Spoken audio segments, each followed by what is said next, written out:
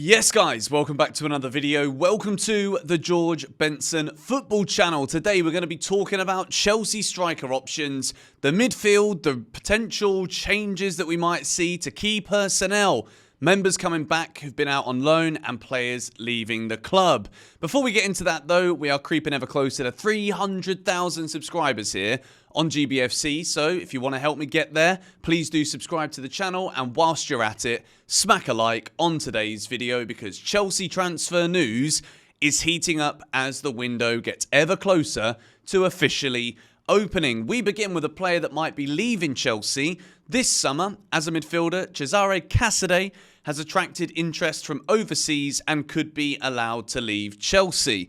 When we saw Chelsea bringing in all of these young players, there is a world where we look at each one of them and we're like, how great would it be to sign all of these young talented players? They reach the ceiling that the club evidently thought that they had, and we get to see them all flourish in a blue Chelsea shirt. Unfortunately, that world is never going to be the same world that we're living in and that we see as a reality. Cesare Casadei came back from Leicester, who obviously he was working under Enzo Maresca.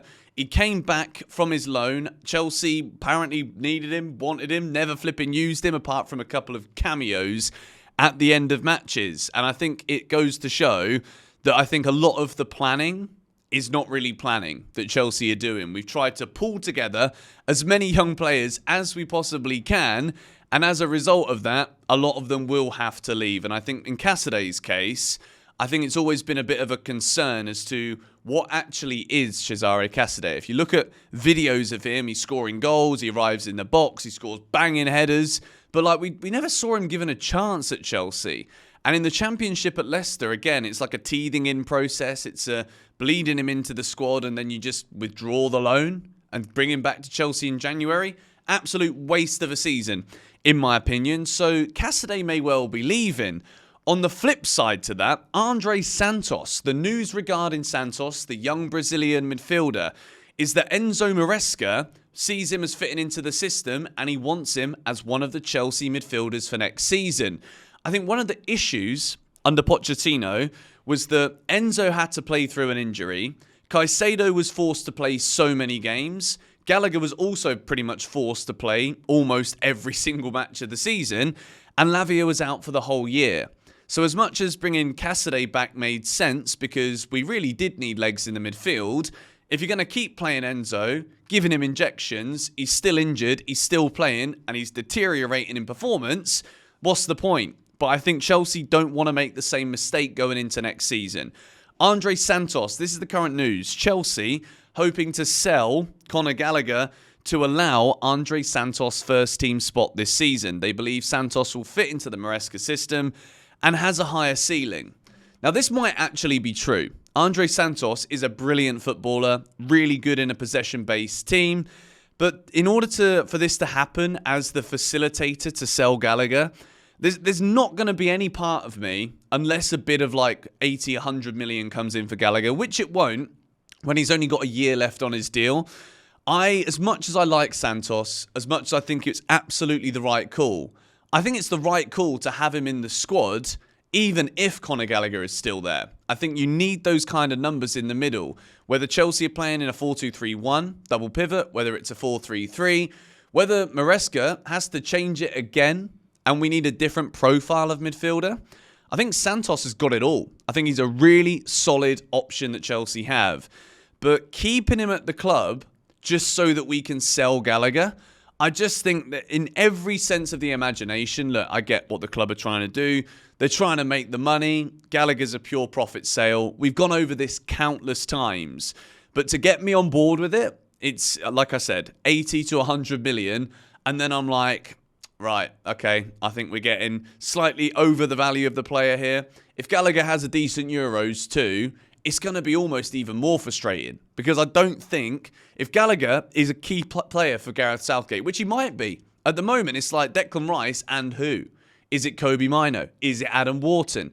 People aren't really talking about Gallagher, but he is so good at what he does. So maybe he has a great Euros, but then Chelsea's stance will probably be the same. We want him gone. If I'm Conor, I'm staying. I am proving until the cows come home, until the end, that I want to be a Chelsea player and I deserve to be a Chelsea player. Now, Esteval Willian. A few people have been asking me, you guys have been saying, Benson, we've not had an official announcement yet. Well, the issue is Palmeiras, apparently, they've been dealing with the paperwork of the Guilherme. I think it's another player that they've got that they're getting rid of.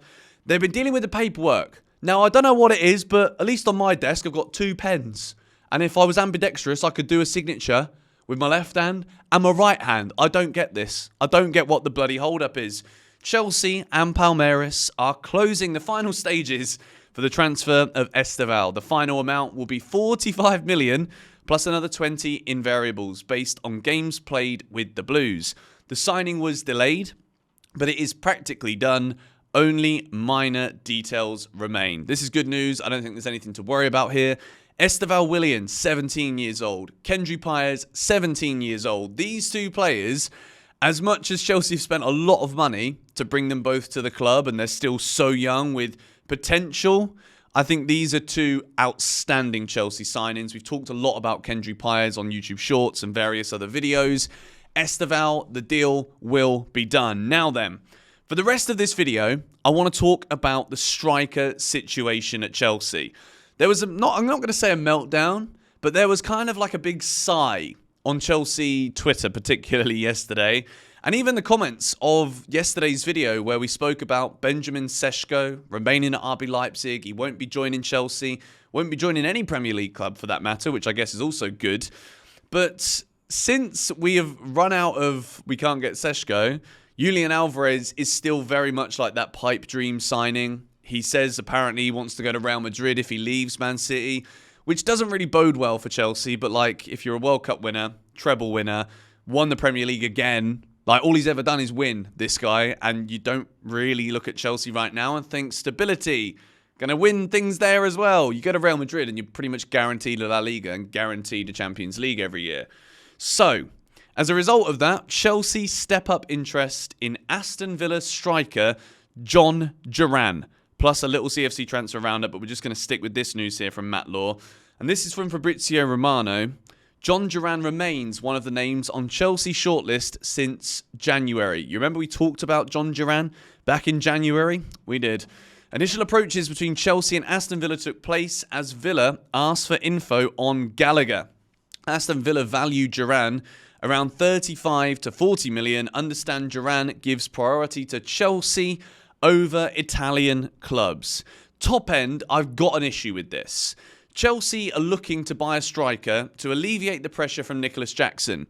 With that being said, I think having Jhon Duran in the squad to share that workload with Jackson, Nkunku potentially going forward, I think it's good to have a striker who has the finishing capabilities of Jhon Duran. Look, he's still young, he's still developing his game, but as a finisher, he's absolutely phenomenal. He can hit the ball so hard.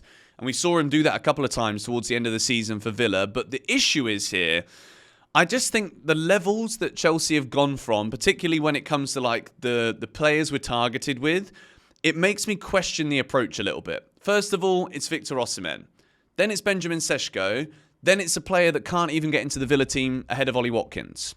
And I just wonder here if there really is a plan for Chelsea bringing in a new striker. And how much of a say is Enzo Maresca having on this? Look, we've already said that we think Maresca will just be told what to do and he'll be happy with it.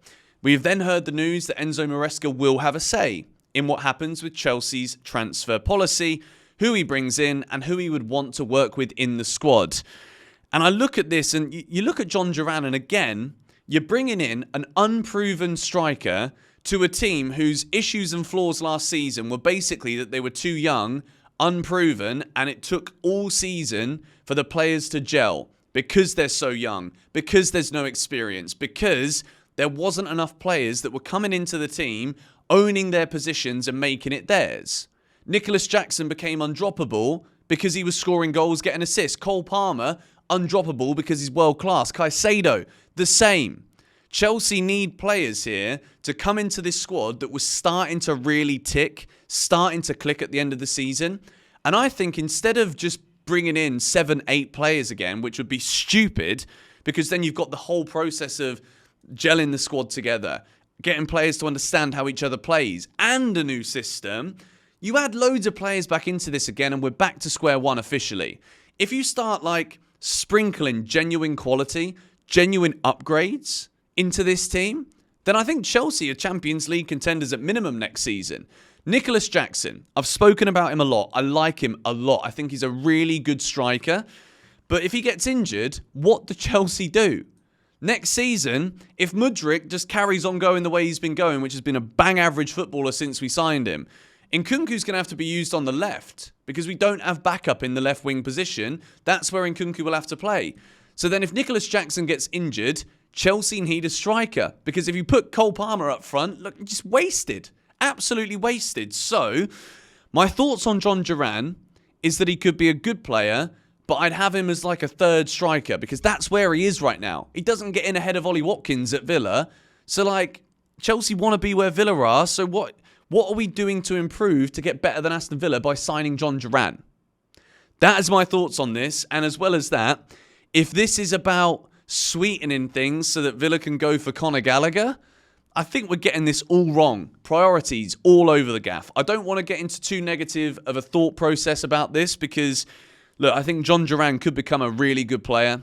As I've said, when it comes to like striking the ball and finishing, he's very good. He could be a really good player.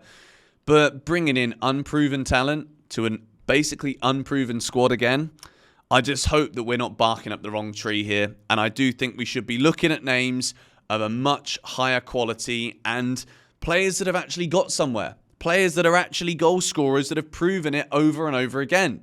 Alvarez is that. I'll keep saying it because I really want him at the club. Let me know your thoughts on today's Chelsea news stories in the comments down below. Bit of a delay on some of the Euros content that I've been working on. I'm trying to figure out the best way to do the predictions. But stay tuned to GBFC. Chelsea news is still flying in before the tournament. And it probably will be whilst the tournament is going on too. Subscribe if you are new. Hit the like button if you enjoyed. And I'll catch you guys in a bit.